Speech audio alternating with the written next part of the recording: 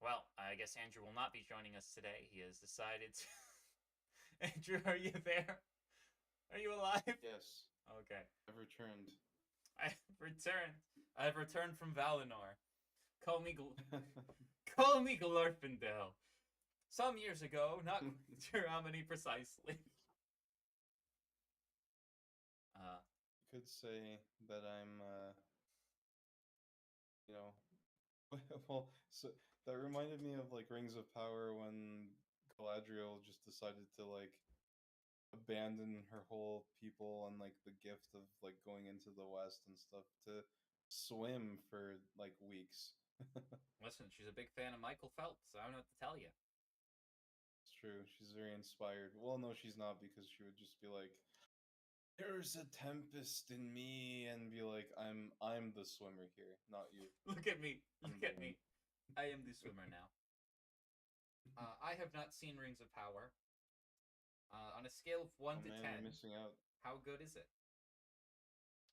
Um, do you like looking at like videos of scenery of like really pretty like trees and lakes and whatnot? Sometimes when I listen to some Enya or some Celtic music. Okay, so you can get that with Rings of Power, but it's made worse by the story. So So what you're maybe saying, unironically, is that we should watch it but mute it and then just play Enya. that would probably make the experience much better. Just imagining someone releases a cut. Like I don't know if you know this. There's a Star Wars cut available where they just cut out all of the women from the sequel trilogy, which was hilarious when it happened. Just imagining it's just a cut of all the actual scenes and just the sweeping shots with like elfish music playing in the background. and just you just assume that they all just go to Valinor because I mean no one else is in this scene, right? Yeah, why not? They got some nice ships. Yeah, it's great. Speaking of stories, we're here to watch one. Speaking of shows, Andrew, An today we are actual going to story watch that's one. good. Yeah, we're going to watch an It's actually amazing. good show. It's Um, awesome. They don't make them very often. we are going to be watching Arcane episode 8, Oil and Water. Which is we're getting close to the end now. This is the second last episode. There is this episode and the next episode, and then we're done. Yeah, only a few more months. A few more months, hopefully. I mean, usually we keep to 2 weeks per show, which would put us in one to like early Oh, four September. to like six, maybe. Yeah. All right. Yeah. Cool. Cool. Cool. So Getting there. yeah, I'm excited to see where we get because I'm still waiting for the payoff of like me guessing about why the Silco likes fish thing is important. it's very important. Loves the sharks, but we'll see. We'll see. Where are we? All right. Are we ready to You start? could. Oh yeah, yeah. Let's do it. Uh oh. It's track for today. Can you press the play What's button? going on? Mine does not appear to be working. Did it work now? I just paused it and played it. Well, no. It's not playing for you. Nope. All Okay. right. Quick technique. I'm gonna try. Um, Is it working now? it is not. Okay. Great. Let's You create a new reload. room and send mute or something. Oh, I'm probably gonna have to send it to you again. Okay. It is playing for me now. I've reloaded it. Let me just start the party. Copy. All right. And now, hopefully, Hopefully, no one goes back and is like, "Oh, I have the link to their party. Let's just come in, copy and paste." There you go. Once a party. I mean, join the party. It's no party like the Nazi party. Don't be stupid, be a smarty. Come and join the Nazi party. No, you read the quiet part out loud, Max. Well, I'm studying a Jewish man, so I think it's kosher. I'm pretty sure that's how that works. That is a line from The Producers, one of my favorite Mel Brooks films. Oh. Yeah, in the middle of the. That was when they had to solemnly swear. Mm-hmm. Right? No, it was like during the actual performance. So for those who haven't seen The Producers, the idea is they're going to put on the worst show imaginable so that they will lose money, or the show will lose. Not that the show will lose money, but that the show will lose money. And the idea is, since the show is not successful, they can embezzle a ton of the money and no one will look at it because the show didn't make any money. And so they try to find the worst play imaginable, which is Springtime for Hitler, written by an actual Nazi. And one of the lines is he comes and says, "Don't be stupid, be a smarty, come and join the Nazi party." And everyone's like outraged at this show because it's so offensive. Excellent. Sounds like my cup of tea. It's a very good movie. It's Mel Brooks? Yeah, it's Mel Brooks. And there's two versions. Nice. There's like the first version, and then there's another one with Matthew Broderick from Ferris Bueller's Day Off and The Lion King. And Will Ferrell, that is, who plays the Nazi. To Adolf Elizabeth Hitler. Adolf Elizabeth? Yeah, not many people know this, but he comes from a long line of English queens. It's a very good movie. Recommended enough. Alright, are you in? Are you ready to start this? Are we ready to go? Alright, I'm starting. Let's do it. So we have our music disc for today. It's crazy how that just is the music. It's not even a song, it's just some guy going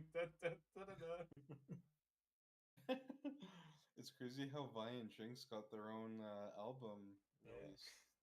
It's wild. So she's looking at I'm gonna guess Torn Palace. It's not. It's just under renovation. You know how it is. These old places. Yeah. Yeah. Also, so I'm gonna repeat sort of the same issue I had with the Victor stuff.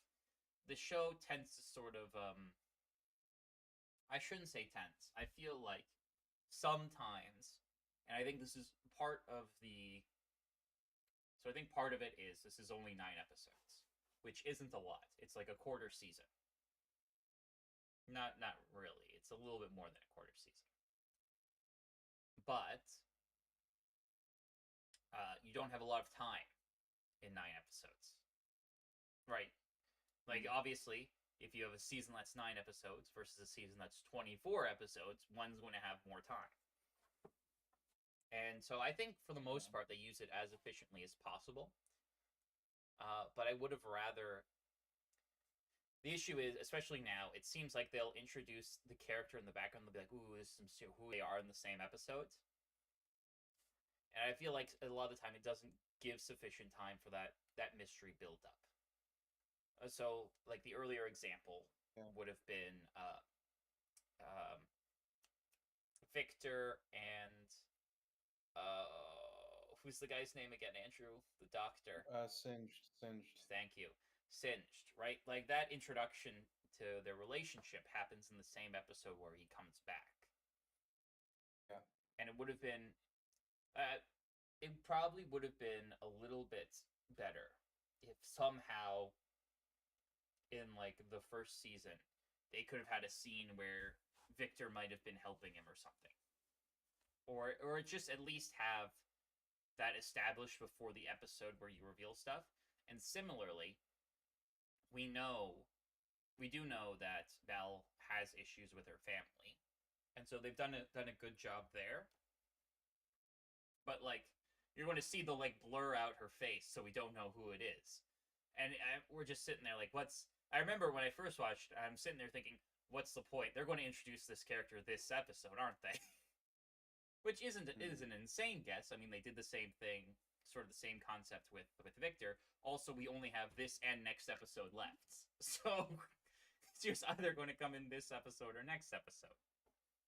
Yeah, and I mean, stuff with her isn't really resolved, right? Like, I almost feel like her character is like, I'm gonna exist more so to set up the next season and to kind of like give us a pinch point here for Mel, for her character.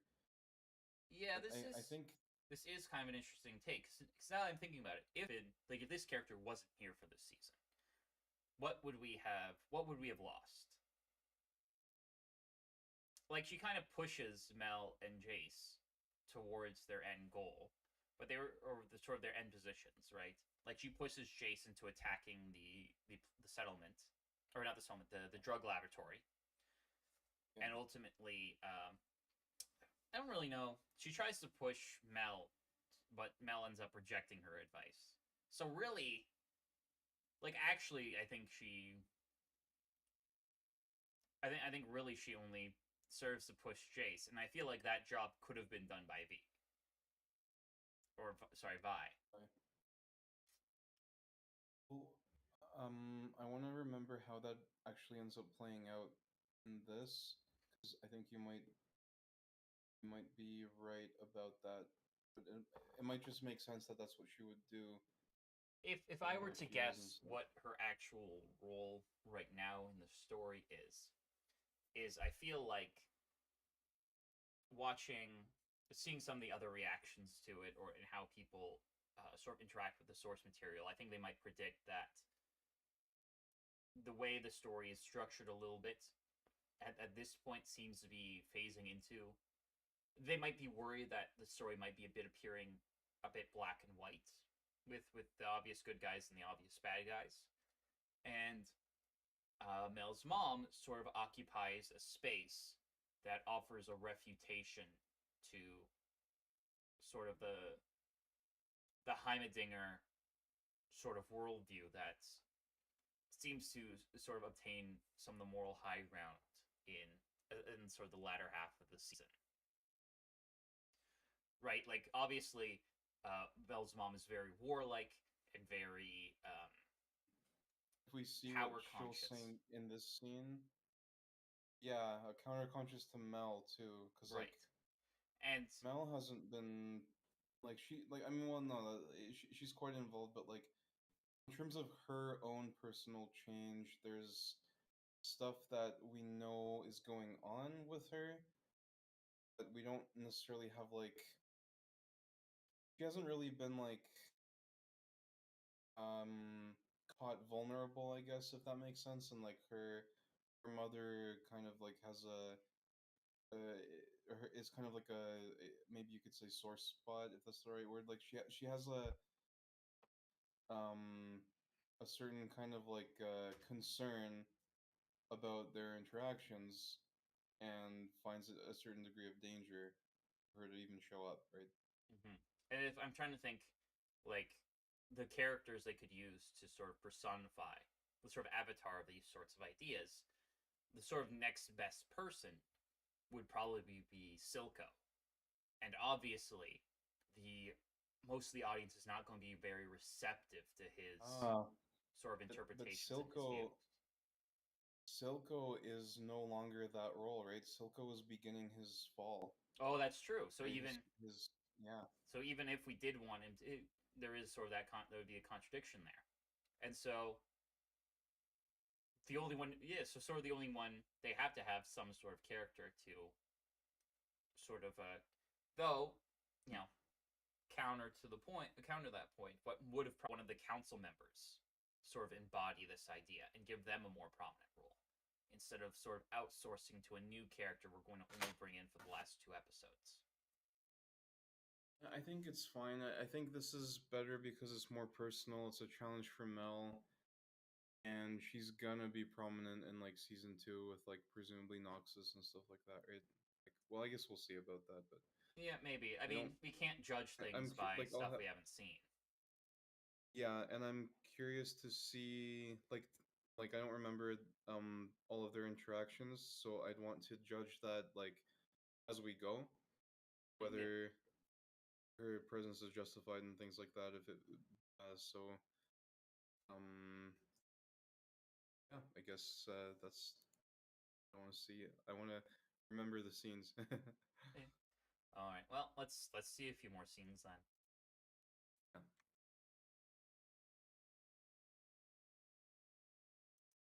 I think this serves to set the tone for what their contention will be. Mm-hmm.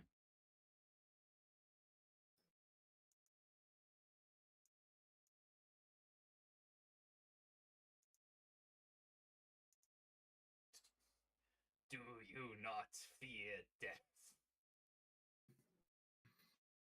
Not these people. Perhaps.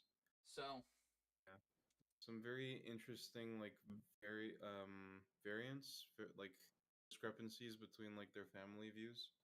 Like her brother, and then her, and I think she said her grandfather or her father. Her brother of statecraft, which is I like this conversation because from sort of Mel is very idealistic, and her brother is too. And whereas her mother is practical, which is sort of an interesting. I think it's sort of an interesting how do I put it? I think partially from like the viewer perspective.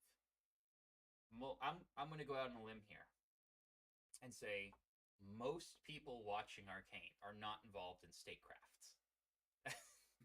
Just going to throw that out there. Comment if you disagree, I guess. But Mel sort of I'm actually represents... running a nation. I run a nation, no big deal.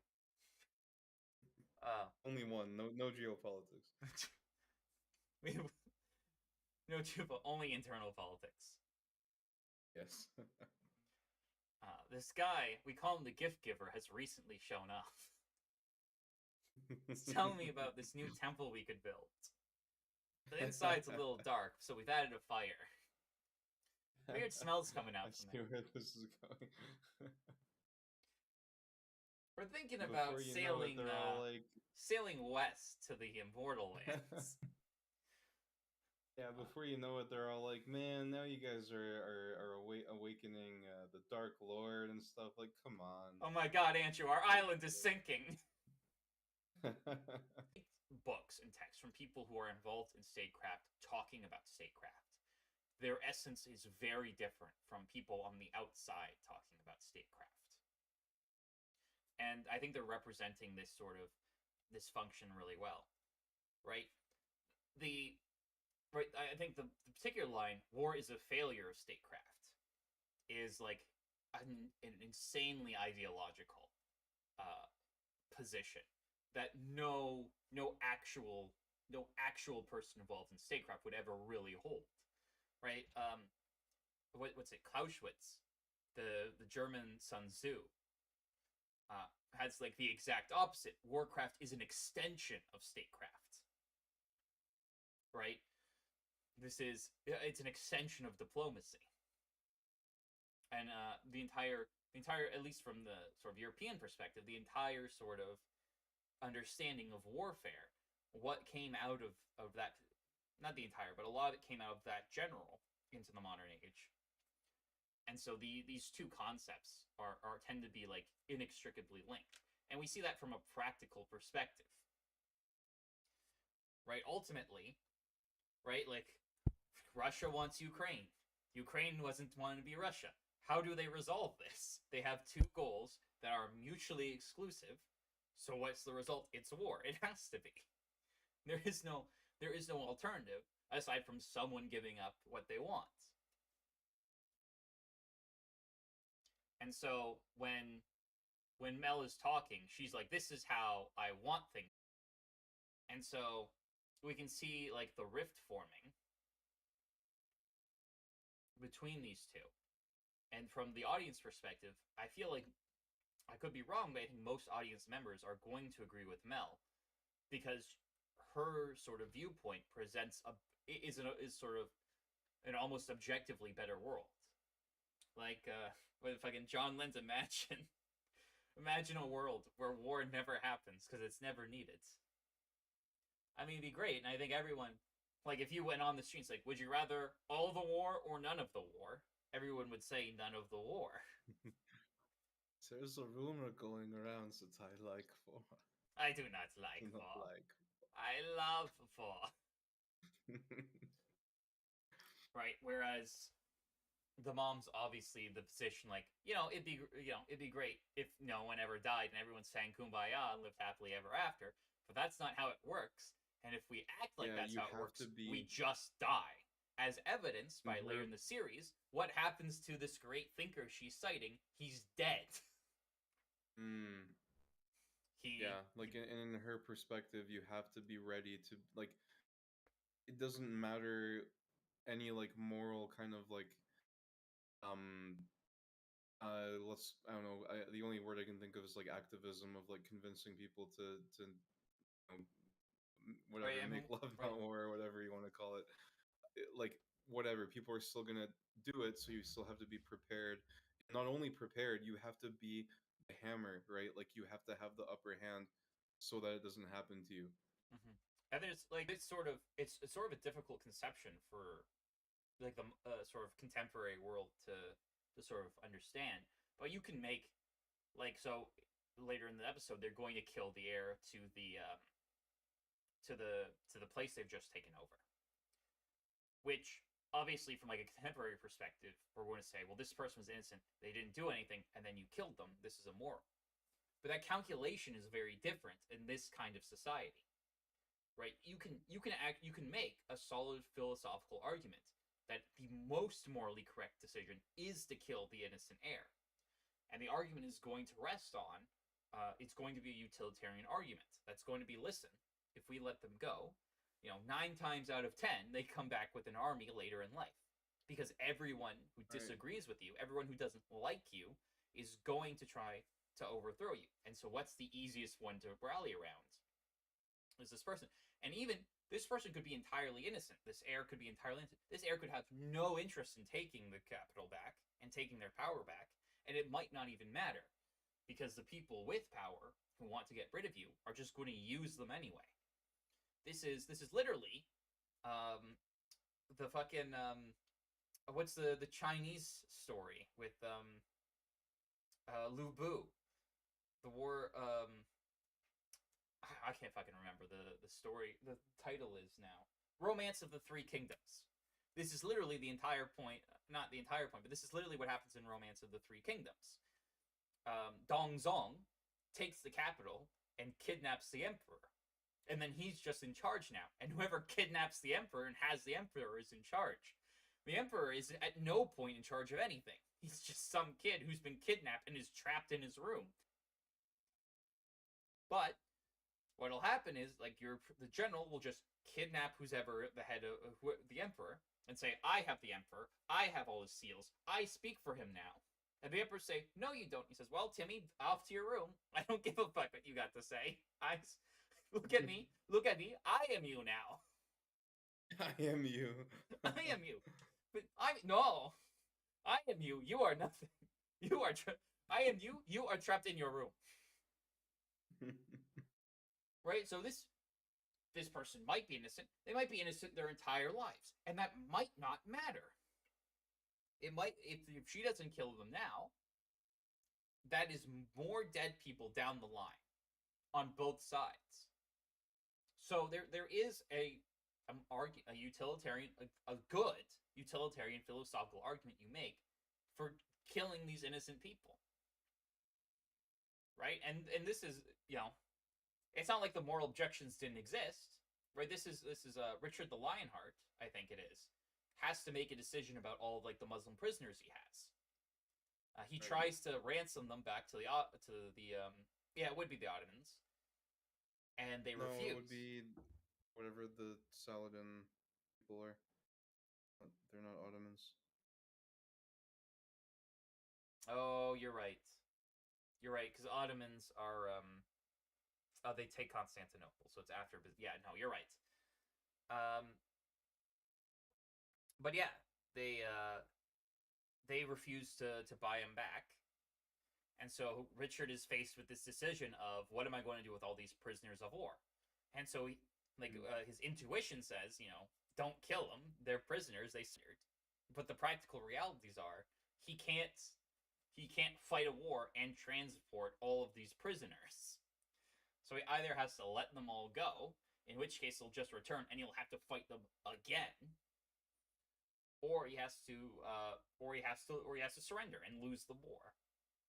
And so ultimately he makes the decision that he kills all the prisoners. Yep. Right? So this is like a mindset that is sort of hard, I think, for contemporary people to sort of empathize and understand. Especially in the days where we're more concerned with ever, we're judging the moral credentials of every historical person. So I think, what I think is partial. What is pretty great about this is I think the viewer is going to side with Mel, but, and this is why I think makes it compelling, is I don't think the average viewer, despite like intuitively agreeing with Mel, are probably not going to be able to provide any sort of answer to counter her mom's worldview. And this is sort of what I've seen as well with a lot of people who've watched it. I've seen a lot of like them saying, no, Mel's right, no, this is right, no, that's wrong, and it's brutal and it's horrible, but never like I have not seen anyone, I haven't seen a lot of those people make any sort of arguments in favor of Mel's worldview versus her mom's, and seem to sort of rely on sort of these yeah, right. And so this sort of creates this sort of, I think it's important to have scenes like these in your work, because when you run into it, you're like, I disagree with this, but I can't articulate why, and that encourages the viewer to sort of think about their own framework and their own ideas. Right. It's very important to develop a strong moral framework. Yes. It all comes back to the frameworks. True. People can go extensive, moments of their lives without a moral framework and end up with stuff like this. But it's true. It's like, it is often hard to articulate things, like, especially if you just take them for granted, because like that's what your society just accepts by default. Like, you never had to think about, well, maybe I should kill someone to flip and stop them from invading my country or something like that. But and also, like it's good to have the hustle to think about it. now that I think about it, it offers a bit of an interesting. It might offer an internal contradiction in sort of the viewer as well, because right now we're going to be arguing like we shouldn't go to war, we shouldn't use violence. But a lot of people are probably but I guarantee, like when we were in like episode 3 and whatnot, or in like the first series of episodes, right? I mean, there's sort of especially in like the beginning, you have like this very anti-Piltover sentiment, and you're not like against. Like, I think everyone wants to see Marcus get the shit kicked out of him a little bit. Yes. And I can see like people initially siding with V and wanting to fight the Piltovers. And I think probably that might change, right? But it's an interesting sort of juxtaposition, right? Because or it's a comparison, because what I think is essentially happening throughout a lot of this season is there's a sort of question of violence, and it's being analyzed from all these different sorts of perspectives. So we have Vander and Vi's perspective, which obviously Vi was much more gung ho fighting, and Vander was much more was much more anti fighting, right? And now we have the reverse, where Mel, the young one, is the one who's against the fighting, and her mom, her paternal figure, is in favor of the fighting. So we've had like the situation flipped. And so by having I think having these flipping this sort of flipping of situations, we can sort of see different perspectives and different analyses of violence. And I think most people aren't pacifists. So but you might alternatively conclude in pacifism from watching, but before we're sort of figuring out how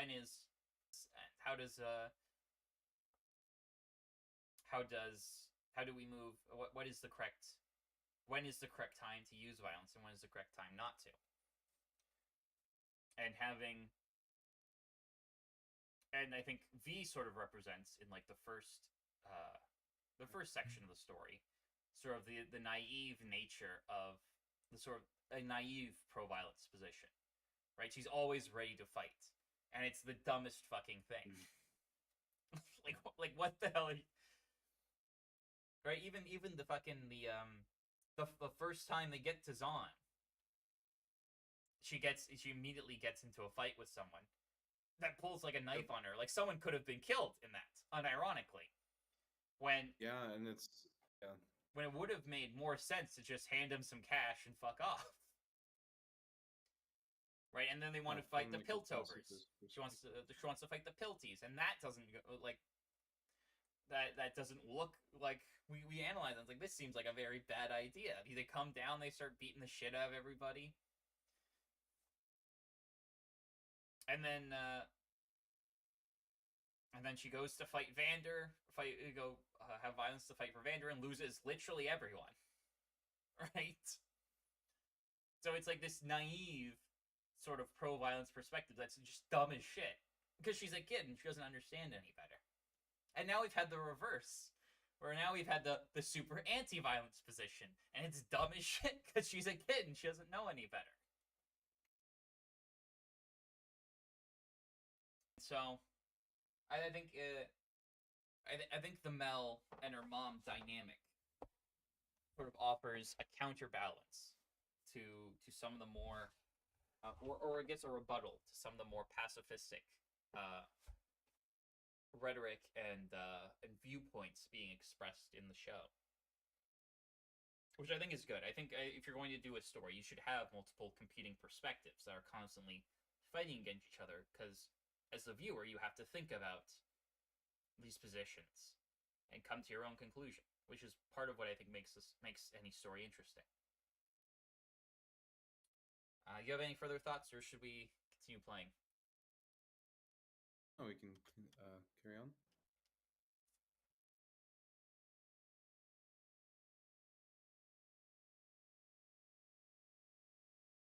So it's the pacifist has might even have like this negative view, like, oh, he fancies himself the fox. It's like, well, you're not so good. You might have like pride in that you think that you can just solve everything with words. Like, well, sorry, it's not so easy sometimes. Like, it's interesting that it's like the flip side is like, yeah, like the war one who's favorable to war, see you, the diplomat, as like you're a fox. You're the one in the wrong here. Yeah. Right, and part of it is sort of he foxes himself a fox among wolves, and he thinks he can talk his way out of every situation. Which the problem is, wolf can eat a fox. At the end of the day, are you familiar with something called the Minoan dialogue? No. So the Minoan dialogue is it's a conversation I think I can't remember. It's the Spartans or the Athenians. It's the Athenians, I would assume, because they'd have to get there by boat. Where they show up on this island, and they're like, okay, what do we do next? And the Minoans realize they cannot beat the invaders with force. They don't have the numbers, they don't have the strength, their army is not equipped to deal with a threat like this. So, they decide to get the best rhetoricians on the island, the greatest speakers from among them, and have them come and convince the invading army to treat them for better treatment. Right? And so they go and they pull out all these great sort of rhetorical arguments, like these very convincing arguments. And at the end of the story, the opposing general says, he compliments the rhetoric. He says, these are great arguments. They're solid. They're convincing. And it doesn't matter because right now we have more force than you do. It doesn't matter. We can say what will happen later, what this will lead to, what sort of principles this might violate. It doesn't matter because at the end of the day, we can do whatever we want and you can't stop us. And then they fucking kill him. And so the whole point of it is, right, you can have you could have the most cunning man in the world. You could have the best arguments, but ultimately, if you don't have the force to back up the ideas, they don't matter. Yeah, right? Like if you can't, like, you know, like the other person might just be like unwilling to like contend with reason. And just be like I don't care. We have the men to do it. You can't stop us. And then you're just dead. Right? Which is ultimately what happens to this guy we're hearing about. He upsets the wrong man. And he says it doesn't matter what, he can't talk his way. He doesn't care. He just kills him.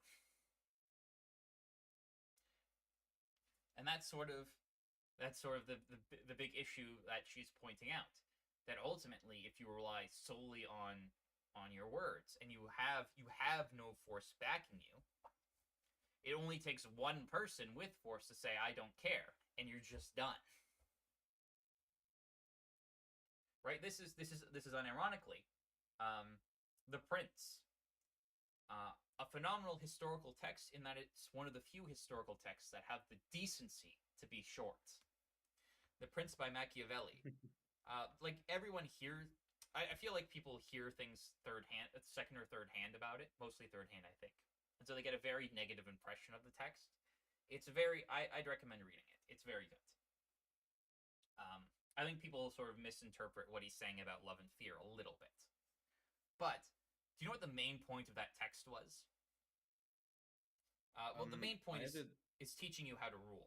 But he's writing this in the context of Italy having fallen to the French. Oh.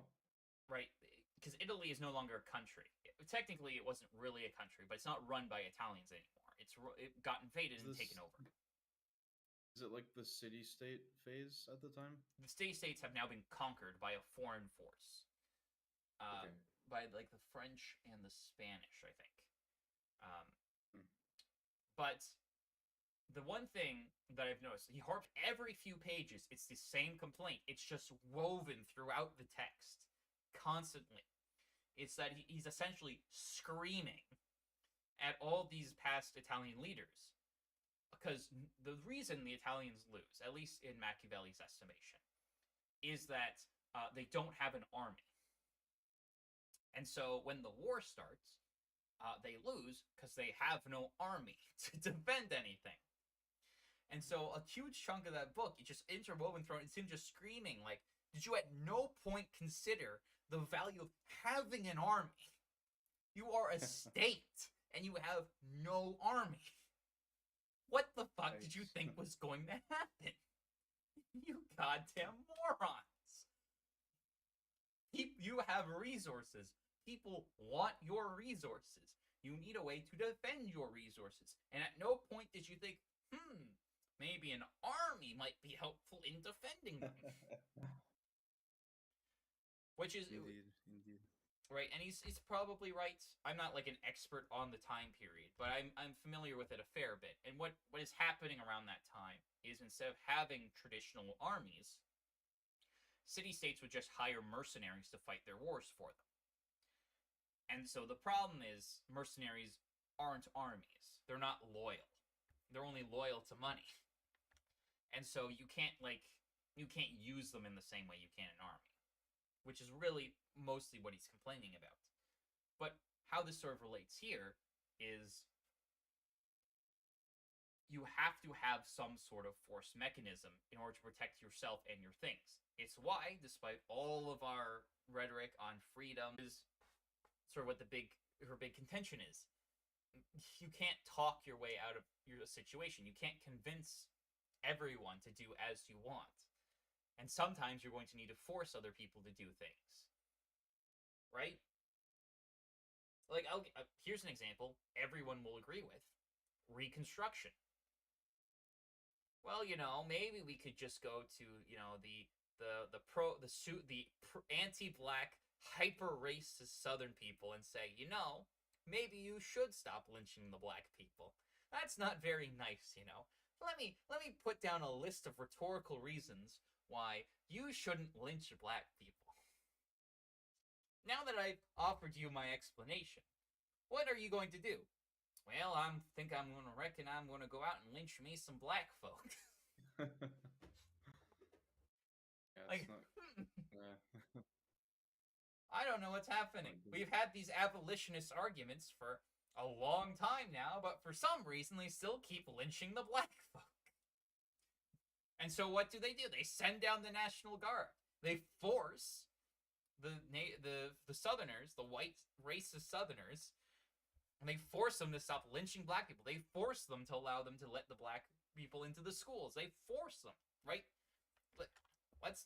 They're using, right? It's literally the National Guard. It's almost the army, right? They're using force and the threat of violence to make people act in the way they want to. And I don't think anyone's going to say, well, there might be a couple of people, maybe not in our audience, but like, well, I reckon they shouldn't have sent any of those guards in. They should have just let them keep lynching. I don't think anyone's going to take that position. And so we're having this sort of dichotomy where, right, the idea of violence as a failure of statecraft, which sort of is like this idea that there was a way in which you could have convinced the racist white people to stop lynching the blacks, and you just failed to do so. When in reality, I don't think there's any argument you could have given most of those people to accept black folks that they would have accepted. It just wouldn't have happened. And so this is sort of the naivety versus the practicality. And even with Vander, right? The anti-violence guy was not above using violence when it was necessary. Right? There's the scene where Marcus walks in and he's like, he starts smashing some shit up. And he's like, you used to do violence in your day. And he looks up and there's the gauntlets hanging from the ceiling. And he's like, listen, it'd be a shame if I'd have to put those on again. And you're getting pretty... Right? It's not like he's unwilling to do it, yeah. Right, but it's he's like, listen, if you keep on walking in here acting a fool, you're going to push us a bit too far. And those gauntlets are coming down. But that's an interesting point though, because where does Vander stand on that spectrum, right? He is saying, hey, he's so Jordan Peterson, I think, said that meekness. I don't know where what this comes from, but I've heard it from him. Meekness is having the sword, but not necessarily drawing it, knowing that you can kill him, but you won't kill him, or something like. This is literally the principle behind all of martial arts, almost all of it. Right, Chad, I'm not gonna bust out the fisticuffs and smack you in the face. I'm gonna use cunning, and I'm gonna use my meekness and my reputation and be like, yeah, I could beat you up. I'm I don't want to. Let's talk. Right, that's kind of the whole contention of Vander, right?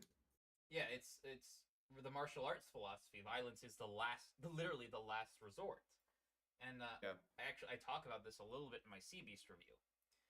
But it's the story I read out from I can't remember where, but it's about this guy who's on this train, and this passenger comes on, and there's like there's something like wrong with him, and he starts harassing all the women, and it seems like he's a little violent, and it looks like he's like a danger to others. And so the entire time, this martial artist is sitting there, like waiting for him to make the wrong move, so that he can go in, and he's justified in going in and like choking him out. And he's like, he's close, and he's approaching the edge. He's waiting, and then suddenly this old man comes up, walking from the back of the bus, and goes up and talks to this crazed lunatic. And he's like, "Oh, what's going on?" And the guy is like starts ranting about how bad his day is or whatever. And they sit down, and he sits there talking with the old man, ranting and raving for the entire. And it hurts no one as a result, because he's sitting there talking to this old man. And the martial artist there ends up, he feels really ashamed of himself, because what he's realized is, despite all of his years of training and his physical condition and everything, the old man is the superior martial artist, because he would have had to result. There's a great quote by Musashi I really like, which is, a good swordsman can win a fight. A great swordsman can win without even drawing.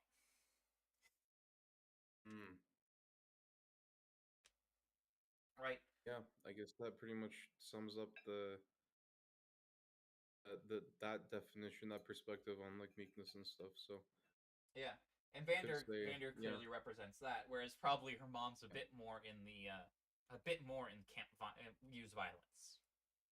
yeah, Right? It seems yeah, like she because sees it's it. a gamble, right? Using like the downside of rhetoric and meekness and stuff in this perspective is that it's you like if you take it from a cynical perspective, you could say like it's a gamble, right? Like have the army ready, like or in her perspective, it's a preemptive strike, right? Like Mhm. yeah, Right, yeah. The downside with the sort of the Fox thing is, if you're going to go exclusively rhetoric, that means you have to convince literally everyone of your position. And anyone who's yeah, tried to convince anyone of anything knows that that's not possible. yep. Right? So, Yeah, and plus in convincing one person, you unconvince another, right? Like um there's a lot of situations where it's like, okay, like you can't please everyone, right? Like right. what principles are your nation now gonna have if you if like I don't know, the attackers on the left say, okay, well, I don't know, give up Oh, you're cutting out. you But yeah, I get what you're saying, right? Because people have on mutually. the right say, okay, give us our port town and we won't attack you, and then it's like, well, who the heck do we give our port town to now? Right. Like that's a whatever the contradictory thing between the two enemies, right? Like you're gonna run into situations where you can't literally convince both. Yeah. And so there's sort of and so I think the show does a great job analyzing like where along the spectrum, because it's a gradient, right? There's going to be situations where I think everyone will agree violence is necessary, and there'll be obvious situations where everyone says violence isn't acceptable. And I think having these perspectives allows you as the viewer to sort of tease out where your sort of perspective lies, where's the best, and also it can sort of demonstrate what are the sort of errors and flaws within that framework you've created. Right? As much as we praise Vander, right? Part Vander, I don't know if you're aware of this, Andrew, but he's ain't around anymore. Exactly. And part of that is and part of the reasoning is why, right? Like he doesn't kill Silco when he has the opportunity. He keeps hesitating, right? If he was brutal like Mel's mom and just killed Silco as soon as Silco became a threat to him, Yeah, he would and still be here. if you want to really go into the cynical approach, you could say like, okay, well, he died for his beliefs, but his daughter went crazy and evil. His what good were his principles for him then, right? Which I don't know. Maybe it's fine. Maybe that is a good thing anyway. But it poses that question, I guess. Right, because every system, every moral framework is going to have strengths and weaknesses. I think it's probably, I would guess it's probably impossible to produce a moral framework that gives you the maximal benefit to each possible situation and each possible permutation of every situation. Yeah. And so, right, the question And is, that's very much like a utilitarian, maybe not exactly utilitarian, but like benefit based morality, which like it doesn't take long to unpack. Like, oh well, if your morality is just like benefit based, then is it really morality? Yeah, true, but I get what you're saying. yeah, it's There's nothing that's gonna solve like it's not there's no perfect solution for a utopia there of is an no final individual's life. solution. But yeah, so all of these systems have their benefits and have their drawbacks and their downsides. And so part of making that moral framework is figuring out what's important to you. Right? Is it right from Mel's mom's perspective, the most important thing to her is her family. Right? So or at least I guess we don't really know because we haven't spent a ton of time with her, but it seems like her family is sort of the most important thing to her. So she has a moral framework designed to maximize the survivability of her family. Right? This person could present a potential risk to our family. There is no benefit for them staying alive, only downsides kill her. It's a simple calculation. If we let her live, all negatives. If we let her live, all negatives. If we don't kill her, no negatives. Kill her. Right? Yep. Whereas, and Victor doesn't want any violence, or specifically doesn't want his things used for violence. So every time there's going to be any sort of utilization, he's going to be against it. Mel, I feel like both Mel and Jace are a little conflicted. Mel sort of I don't know. Mel might take a midpoint. At the end, she sort of. I can't tell how much of her midpoint is sincere or not sincere, or what exactly she's thinking. And I'm not sure she does. But she obviously wants the deterrence. So she's no longer. She, at least at that point, is no longer subscribed to war is a failure. Well, I guess she could be. And she's doing the just in case, which is sort of what we were talking about earlier. Yeah, and I mean, she's obviously willing to do, other things that aren't just war. Like she's in other ways manipulative and stuff, right? Mm-hmm. But yeah, I think the main War point isn't the only evil thing you can do. Yeah. What I think the main thing we're trying to get at is the show displays a ton of more I don't know, a bunch of different moral frameworks, and they do it in a way that's not like straw man, right? Like they all are demonstrably beneficial in some way, and they're all demonstrably negative in some way.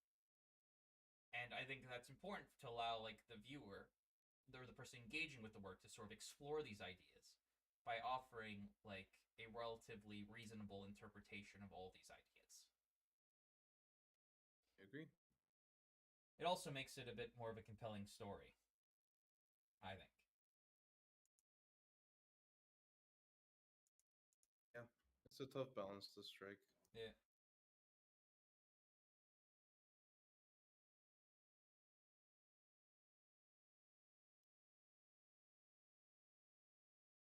So See that? Fine, kind, fat face. Body positivity. Run amok. this is interesting because I'm watching this thinking like, I wonder what the takeaway is. But she has a certain amount of like knowledge about the good, like the way to organize a courtroom, even, and even like little strategic things like a secret entrance and things like that. I'm thinking what's probably happening in the scene is the mom is going to talk about the mom's talking about violence, and Mel has now pivoted away from the talk of violence and talking about what the place is going to look like, covering up all of the damage that's been done through the violence. So I think the underlying tug that's happening here is Mel's mom is talking about the violence and the violence innate in their positions, whereas Mel is trying to ignore the violence and paint over it, and focus on everything but the violence. And this is sort of, I think, where the tension's probably coming from, because Mel will not acknowledge or engage in the violence, whereas her mom thinks this is an important lesson to teach, and that all of this is violence, and it is necessary to understand that. And so that's what I think is the underlying back and forth going here. Makes sense. Also note, she has the Medarda family ring. There it is.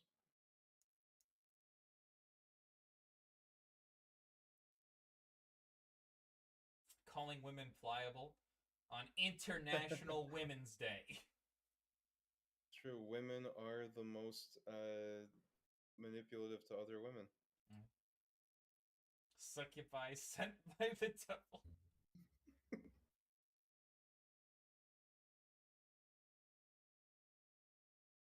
That was the heiress, right? Yep.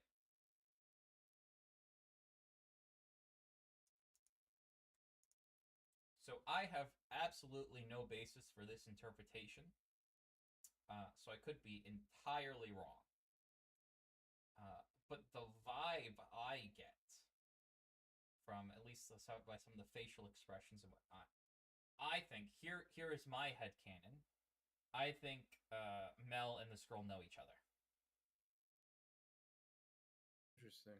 That's what I think. I don't know that. I'm getting some. Do we get any evidence for or against it? I mean, like, I think if they knew each other, she might like give her like a knowing look or something like. I can't really. Murdered. I'm saying vibes, so it's a bit abstract. But the way they're looking at each other, and specifically how she's not looking at her, I think there might be some history here. I think there might be some backstory that we have not been given yet. Maybe.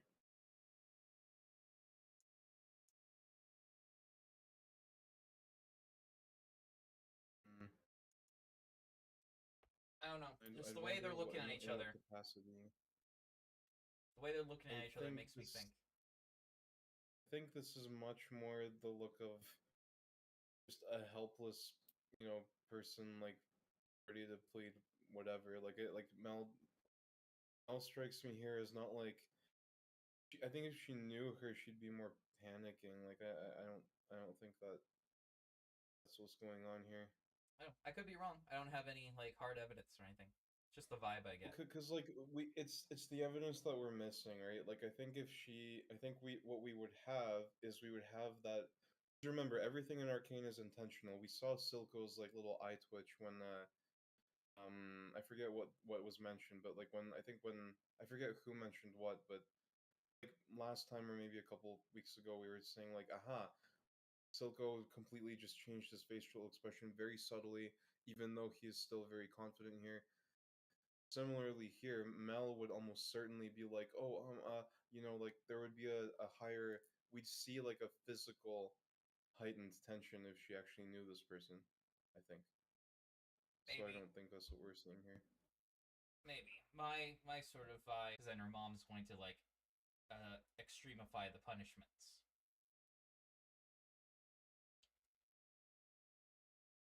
But I don't know. I could be wrong. Right? This is a theory, an animated theory. Thanks for watching.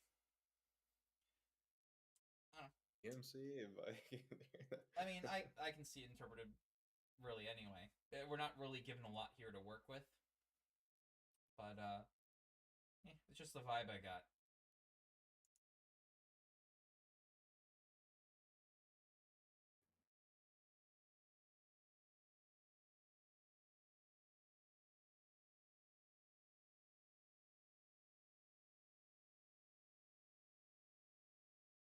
Hmm.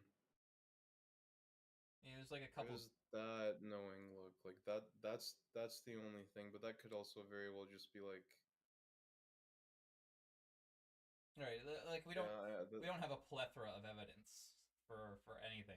This is there's not a ton of stuff, but I don't know. It'd be kind of interesting as like a story. Like if it turned out that she was like friends and that's how they like infiltrated the place or something. And so she, cause on one hand, I'm trying to figure out why this specific thing is affecting her so much as well later in the future, and it could just be because it's like a horrific event, right? She had to watch someone die, but you know, it might also this could be like a this is someone that I cared about or I betrayed or something, and I had to watch this person die. I don't know. We're not really given enough. Like we literally we don't know anything. We don't know who this regime is. We don't know the backstory here. We don't know anything. So it could just be as simple as I saw someone die, and I saw my mom do it, and that haunts me. But I would figure by this point, uh, she would have to know like a ton of people have died, and she would have had to. She might just may not have seen it before. We just don't have sort of the we don't have a lot of evidence to work with here. yeah. I'm going with they don't know each other.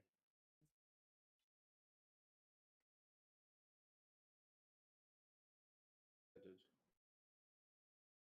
Well, I mean, you also thought V was the main, Vi was the main character, so you know. I thought the heir to the throne was the main character. Just cuts to credits.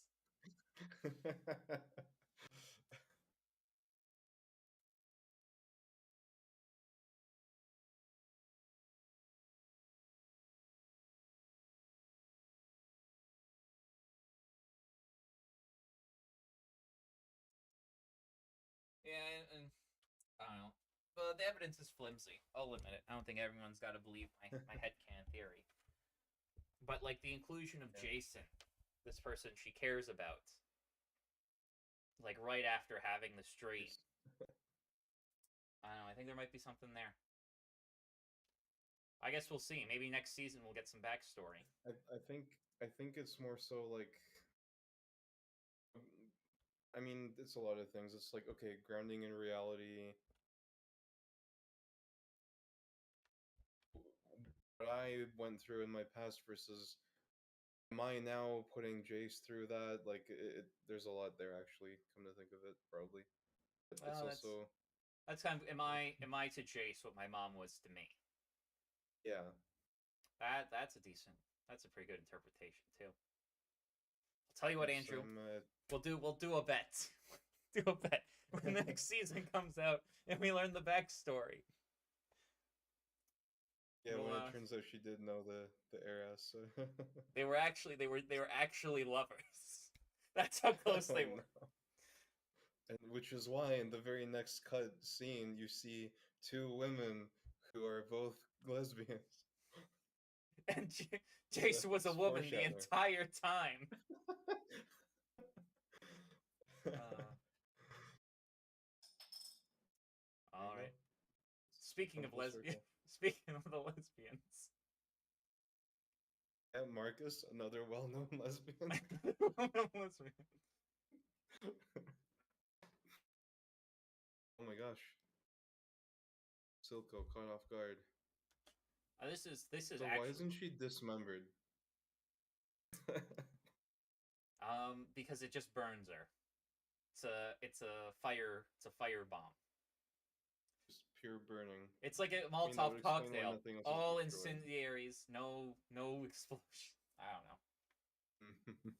But I mean, that might actually be a good point because like nothing else is completely like destroyed here, right? It's just like yeah. charred, maybe.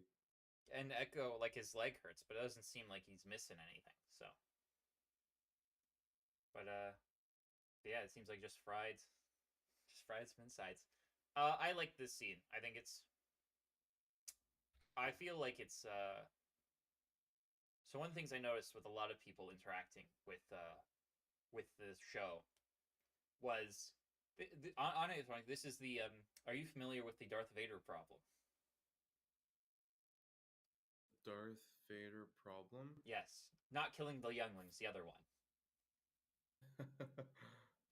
At the I don't end, think so. so at the end of Empire Strikes Back, Darth Vader says, "I am your father. You know it to be true." Luke goes, "No," and he falls off.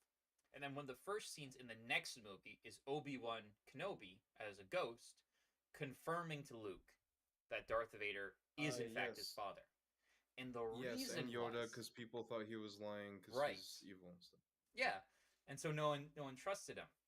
And so part of what's happening in this scene is a lot of people I saw like interact with the story did not believe Silco cared about Jinx up until this point. They thought he was just using her, and she was. And so this, I think, partially is to sort of reinforce the audience, like, no, he's being legitimate here. This is not a manipulation, because he's fucking horrified when he finds out what's going on with Jinx. Right? I'm gonna mute it so I can play it.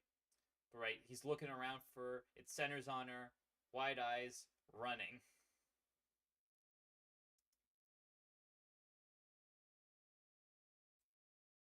Right, and we have him basically almost crying. So I think part of the reason that scene's there is to reinforce to the audience, like, yes, he does care about her, which is going to set up for later in the episode when Jace offers him the trade. Actually, I think that's next episode. Right, so that's part of it. Also, as per usual, fantastic animation, great facial expressions. We very clearly get what he's feeling. Wonderful voice acting as well. And we have a repeat of two different scenes. We have a repeat of Silco, Jinx, and V. Right? V's coming out here and she's going to see Silco, but she can't leave because of the enforcers. Right? We have a repeat of she leaves behind Powder, and then Silco comes and saves her, and V tries to intervene, but is stopped by the long arm of the law. Right, so that's repeating number one. Repeating seconds, we have Jinx on a bridge full of death, who is now going to be saved by a paternal figure. First it was Vander, saving them off the bridge. Now it's Silco having taken his place. So we have a repeat of two important scenes. Interesting. I did not notice that at all, to be honest. Yeah, it's totally. Yeah, it does kind of mirror it. Yes, it might be The interesting inversion of that. to analyze the story as a ring, which is, I would imagine if we went through episodes 7, 8, and 9, there would be probably a ton of mirrors to episode 1, 2, and 3. I think we've pointed them out individually, but we haven't kept a ton of track. We haven't kept a score counter.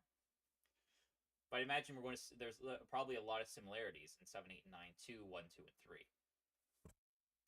Maybe we're only a third of the way through. Might want to keep track. If we see because it might be. I can't remember what the official term, or like the Latin term, or chthonic writing or something. But No idea.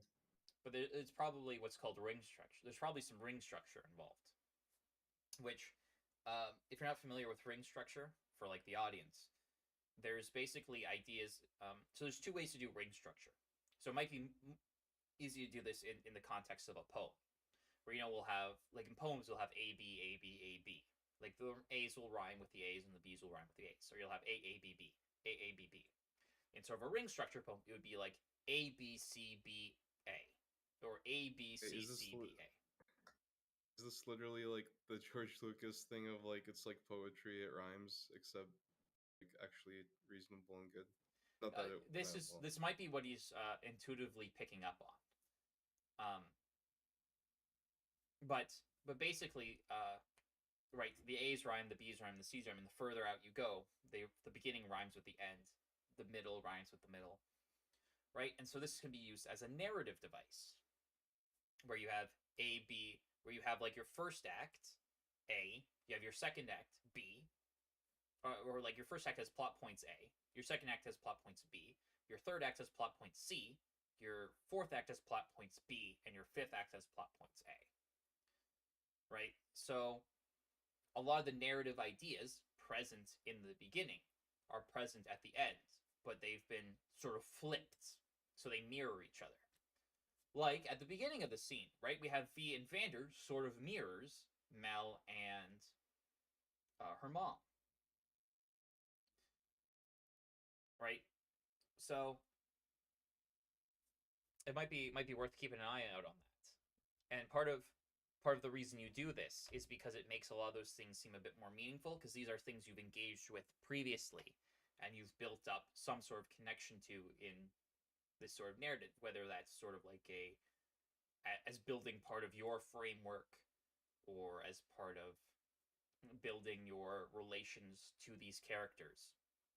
And then when you have this repeat, it sort of plays on all those things you've established previously. Here's a great example that you may have heard of that is a ring construction in like a phrase. Ask not what your country can do for you, ask what you can do for your country. Right? There's something about these styles of phrasing that really motivates and make emotes with people.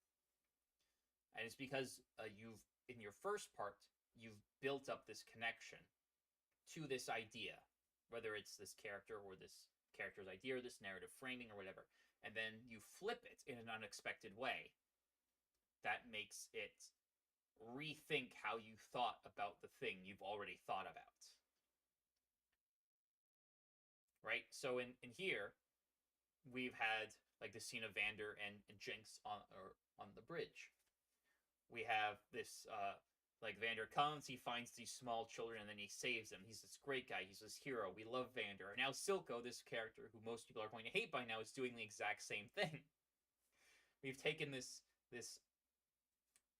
act that helped, Vander, helped establish Vander as this beloved character in our eyes, and applied it to Silco, this character who may be this detested character in our eyes.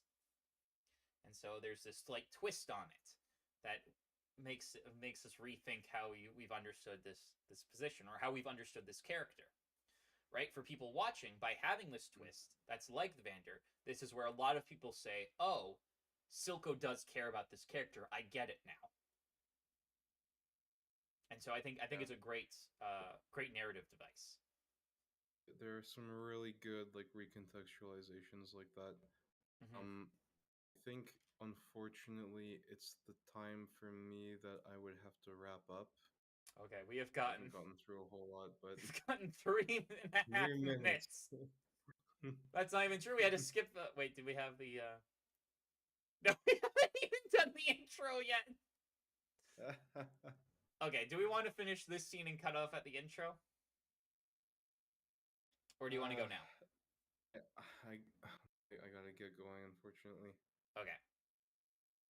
We may one day have an episode where we do more than a few minutes per hour. Minutes. How long have we been talking? Hold on a minute. I just want to know what the runtime is here. Something like coming up to 2 hours. It's an hour and 12. An hour and 12 minutes. Well, this is. There's a lot to say. There's already a lot to say. I think this might be the longest conversion on any video.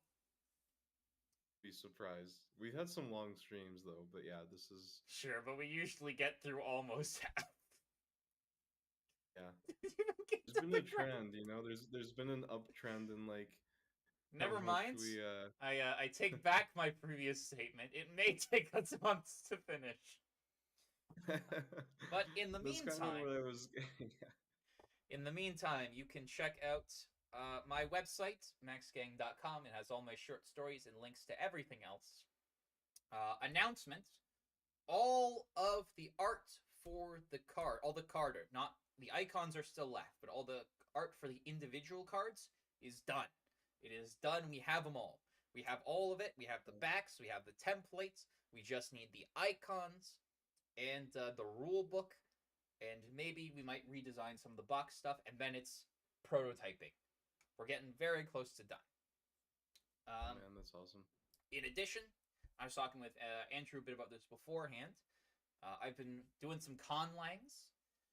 Uh, I have one done for goblins, orcs, and the like, and I have one that probably needs a little bit more work, but is close to done for elves. And that's going to be, and it will, like all my stuff is going to be copyleft, which means if you have a story and you need an elvish language or a goblin language, you can just take it. You can just take it. You got to put my name somewhere in in one of the pages as a credit, but you can just take it and you can just use it, and there's nothing stopping you. You don't got to pay me anything. It's just yours. You can use it as much as you want, as long as somewhere in like the publishing notes you put my name. That's it. I think that's a reasonable ask. I did all the work of putting it together. I think I can get a credit. I don't think it's a big deal, but I'm going to be working to release it. It's got some cool stuff. The Elvish is almost done. The Goblin's interesting because you can put it's a comparatively very small language. It's weird how it works. I think you'll find it interesting. But you can fit all the dictionary, the phonology, the grammar, all of it, one page. You can learn that language. So watch that. I'm going to be finishing up. I'm going to create a version for release from my notes, and I'm going to post that to the website. Keep an eye out for that. Sea Beast, some work has gotten done on it. I've done like 10 minutes of editing. Well, I say 10 minutes of editing. 10 minutes of audio is done. It's all properly cut. Which, that's awesome. That's like 20 minutes of recording. Or 30 minutes of recording cut down to 10 minutes. So I'm trying to get like at least one session in a week. I would like to do maybe 2 sessions a week. But that's being worked on. We'll let you know updates as it comes out. But the two big things to watch out for, cards are getting done soon. A couple of conlangs that you can just use in your fiction. I'll be out soon. And then Andrew, his channel is linked in the description. Go click it. Got a bunch of great content, tons of interesting things. Anything you want to show, Andrew? I'm working on a text game, a text RPG game, which is different from the typical text RPG game in that you can tell NPCs whatever you want because they're backed by ChatGPT. And I will have a new build out soon. All right, so keep an eye. Allow me to sell it on there. But it's so I want to show that. It's interesting tech, right? And also, I'm not sure, because I know some people have issues with like the ethics of some of the AI stuff, but usually that relates to art because people have like taken people's copyrighted art. So I don't think it applies as much to the language models.